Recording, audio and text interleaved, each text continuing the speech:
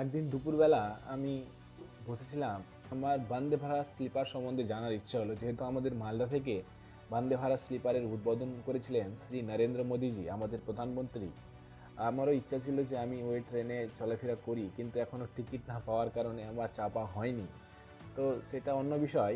ব্যাপারটা হচ্ছে, যখন আমি এর উইকিপিডিয়া খুললাম, দিয়ে পড়তে লাগলাম ট্রেন, বন্দে ভারত ট্রেন সম্বন্ধে, দিয়ে ওখানে আমাকে একটা জিনিস চোখে পড়লো আমার, ট্রেন 20। ব্যাপারটা এরকম ছিল কিছুটা, যে ওখানে লেখা ছিল the Vande Bharat sleeper train formally known as train 20।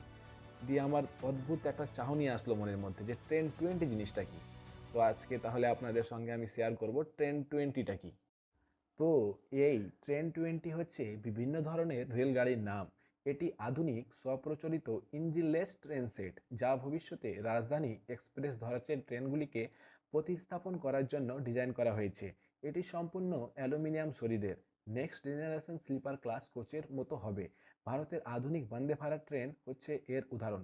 Train 20 make in ইন্ডিয়ার অধীনে ইন্টিগ্রাল কোচ ফ্যাক্টরি চেন্নাইয়ে তৈরি করা হচ্ছে। তো এখানে একটা নাম দেওয়া হয়েছে ট্রেন 20, মানে এটা 2021, 22, 23, 24, 25, 26, 27, 28, 29, 30, যে কোনো সময় আর কি লঞ্চ হতে পারে।